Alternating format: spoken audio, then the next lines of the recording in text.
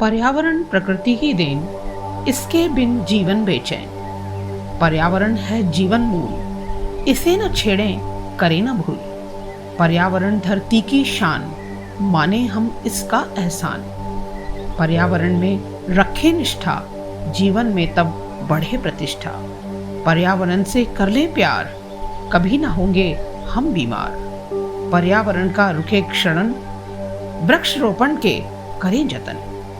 प्रकृति के सौंदर्य के कितने उदाहरण, कितनी उपमाएं सुनकर हम बड़े हुए हैं। सोच कर बताइए, पिछली बार आपने कब आसमान की ओर सिर उठाकर चांद सितारे देखे हैं? अब तो शहर की भीषण रोशनी से घबराए हुए तारे भी नजर नहीं आते। बचपन की यादों के पिटारे में पहाड़, पगडंडियां, खेत, नदी, तालाब, पेड़ और बाग बगीचे हैं।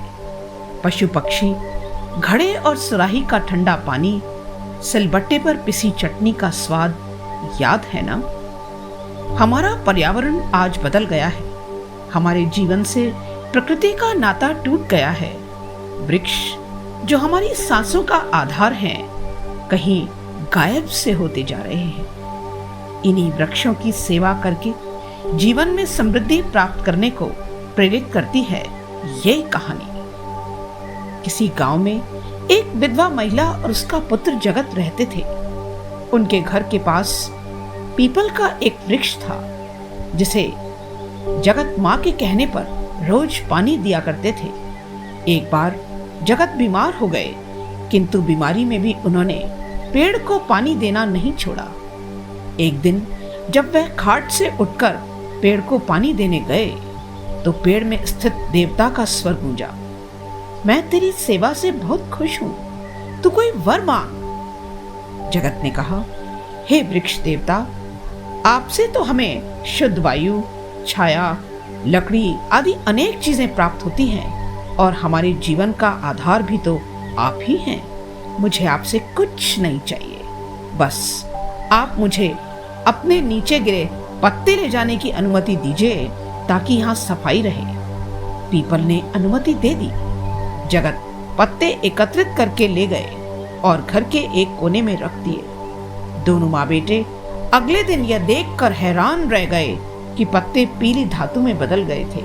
दोनों को लगा कि कहीं ये सोने के तो नहीं हो गए। जब माँ उन्हें लेकर साहूकार के यहाँ गई, तो उन्होंने सोना होने के बावजूद उन्हें पीतल का बताया और कुछ राशन उसके बदले उन्हें दे दिया। अब नित्य यही होने लगा। एक दिन लोभी साहूकार ने जगत की निगरानी कर पत्तों का राज जान लिया।